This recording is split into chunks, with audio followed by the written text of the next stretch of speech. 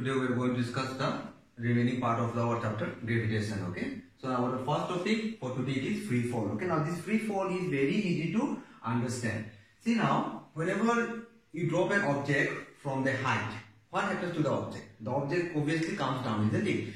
To make the object to come down, we don't apply any type of force. But if you are wanting or if you need to take any object from down to up, that time you need to apply some force. But when you want any object to come from up to down, we don't need to apply any type of force. That means the ball or the object is going to fall freely, and this free falling of the ball or of any other object is known as the free fall. And how come this free fall occurs? This free fall occurs because of the gravity. Okay, the gravity means every object in the universe attract each other. Similarly, when I keep the object on the top, then the earth is going to pull the object, and due to that pulling, the object is automatically going to come down.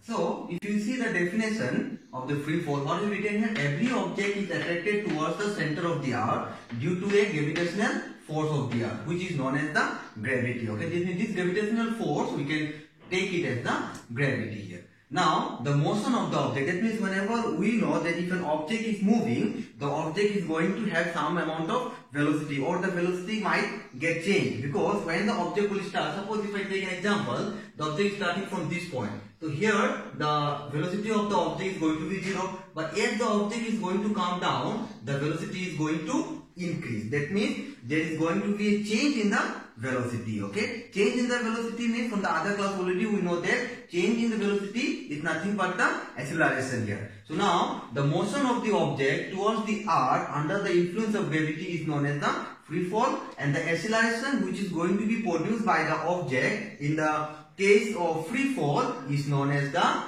acceleration due to gravity. Okay. Now this acceleration due to gravity is denoted by g. You remember here that in the first chapter our acceleration was denoted by a, but here since it is acceleration due to gravity, it will be denoted by small g here. Now this SI, since it is acceleration, we know the SI unit of acceleration is meter per second square. So here also the unit of acceleration due to gravity is going to be meter per second square here. Our next topic is what is the mathematical formula of g here. The mathematical formula of g, that is small g, is equal to capital G into m by r square, where m is the mass. I have written here m is the mass of the earth. Okay, but it is not mean that it will be always the mass of the earth, because if you are on moon, you have to take the mass of the moon. If you are on Mars, you have to take the mass of the Mars. Okay, so it depends on the planet or in which place you are going to calculate the value of g here. So you can say g, this m is the for earth, this m will be mass of the earth, and this r is going to be the radius of the earth. Okay, so if you put the value of g, that is 6.67 into 10 to the power minus 11 nm square by kg square, and if you put the value of mass of the earth, and if you put the value of the radius of the earth, and if you calculate, you are going to get an approximate value of 9.8 meter per second square. That means on our earth, the value of g is going to be 9.8 meter per second square. But this is not necessary that every place on the earth will have the value of 9.8 meter per second square, because our earth is not a complete sphere. Okay, our earth looks like something like this, where you can see here it will be something like this, and here it will be something like this. Okay, so we cannot say that it is a complete sphere. Okay, since it is not a complete sphere, that means the radius in the equator, okay, and the radius in the poles, it is not going to be same. The radius in the equator is more than the radius in the poles. That's why that means this r value is going to change for the poles, and it's going to be different for the equator. So if you put the value here, that's why then you might get the different value of g here. That's why what I have written here, the earth is not a perfect sphere, therefore the value of g becomes greater at the pole. That means when you go to g, so when you go to the pole, the value of small g might not be exactly 9.8, it can be 9.9 or it can be 10. Okay, and if you go to the equator, it can be something 9.8 or it can be little bit less than 9.8, that is it can be 9.7 also. So you cannot say that it will be same at every place. Okay, and the value of g is different at different place, but the value of G is 0 at the center of the arc. Okay, because the center of the arc, the radius of the arc is going to become 0, and thus the value of small g is also going to be 0 here. So just remember here,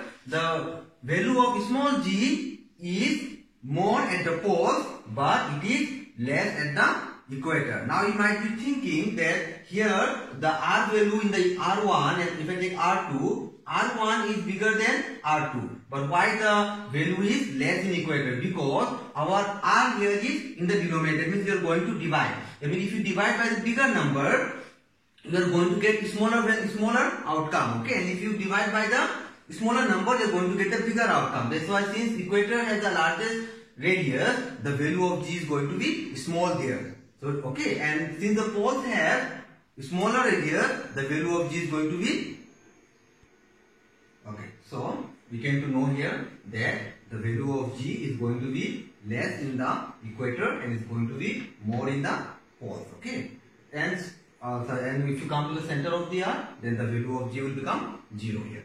Now we go to type of G. Okay, one is our small g, other one is your capital G. Okay, so there is a difference between small g and capital G here. So if you see here, this small g is nothing but the, what we have talked about here, small g is nothing but the acceleration due to gravity here. So you can write here, if the question comes in the exam, that what is the difference between small g and capital G, you can write G is the acceleration due to gravity, whereas capital G is the universal gravitational constant here. Number 2, G. Okay, since G is an acceleration, we already know from the beginning that acceleration is a vector quantity because it has direction as well as it has magnitude. So G is a vector quantity, but this capital G is not a vector quantity. Okay, why? Because if you go to find out the value of capital G, F was what?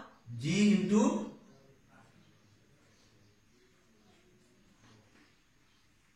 now here. Okay, so now this G, okay, capital G is a scalar quantity here. Okay, because it cannot be negative. Okay, it can be here small g can be negative as well as it can be positive. Okay, but this capital G, okay, it cannot be negative. It is always positive. Thus, it is a scalar quantity here. Now number 3, small g depends on the mass. Sorry, small g does not depend on the mass of the object because this very particular value of G, okay, it is not going to depend on mass of the object. Okay, but this capital G depends on the mass of the object here. Now this capital small g, okay, this small g keeps on changing from place to place. Just like I say here, that the value of small g is less in the equator, more in the poles. Okay, similarly, if you go from one planet to another planet, you will see that there is a lots of difference in the value of the small g. Okay, so, but this capital G is going to be constant throughout the universe. Everywhere the G is going to be constant here. So this was the basic difference between small g and capital G. Our next topic that we are going to discuss is our motion of the object under the influence of gravity. Okay, that means when the object is moving under the influence of gravity, what is going to be the equations to find out the various things like initial velocity, final velocity, acceleration and time. So now there are 3 formulas. One is your V is equal to U plus dt, other one is your H equal to ut plus half of gt square, and the third one is your V square is equal to U square plus twice gh. Now you should know, if you see this formula is little bit same like the equation of motion only. But if you just see the difference here, the formula was what? V is equal to U plus at was there. Now it became V is equal to U plus gt. That means our acceleration changes to A changes to what? G here. Okay, similarly our F, that was the distance, changes in terms of height here. There are 2 things to remember here, that here our A will change to G and our S is going to change to H. Now you can see on the other side, I have used the same formula but in terms of negative here. So you can see this is a positive and this is a negative here. So how to know that when you are going to use the positive formula and when you are going to use the negative formula. Now you can see I have written here something downside, that is with the gravity and against the gravity. That means if an object is falling from top to bottom, okay, मतलब ऊपर से नीचे. If the object is coming from top to down, that means it is coming under the influence of gravity. So So this plus, okay, the formula is related to plus you're going to use when it is with the gravity, and the minus you're going to use when it is against the gravity. With the gravity and against the gravity, what does it mean? That if the object is falling downward from top to bottom, that means the object is going to fall freely, isn't it? That means the object is falling under the gravity. That is considered as with the gravity. So if any object is falling from top to bottom, that means it is with the gravity. That time you have to use the plus formula, okay? And now suppose you are trying to throw a stone or an object from down to up. That means you are going to do something against the gravity, because the gravity wants the object to come down. But what you are doing? You are trying to let the object go up. That is against the gravity. So in those type of cases, we have to use the minus, okay? The minus formula here. So these were few formulas from these chapters, okay? And these are going to be used for solving our numericals. In the next part, we are going to discuss something or some questions related to the numericals to these formulas. We are going to discuss about the question from our exercise, page number 144, question number 13. Okay, what they shown here? What is the question here? They say that a ball is thrown vertically upward with a velocity of 49 meters per second. Calculate, number one, they say the maximum height to which it rises, and number two, the total time it takes to return the surface of the earth. So now you can just read. First of all, you read the question. Okay, they say a ball is thrown upward. Where it is thrown? Upward. Upward means from down to up. Down to up means the phenomenon is occurring against the gravity. Okay, so since we know that the phenomenon is occurring against the gravity, you should know that the formula that you are going to use, it should be the minus formula. Now, is thrown. With what velocity it is thrown here? 49 meters per second. So that will become your initial velocity. So initial velocity u is equal to 49 meters per second. Now, if you come to number one, what they say here? The maximum height. That means, suppose if you are throwing one object, the object will go, okay? But it will go to a certain height. After going to a certain height, the object should need to stop. Then after stopping from here, the object will try to again come down. That means at the maximum height, your final velocity will always become how much? 0 here. That is, your final velocity v is 0 at the maximum height.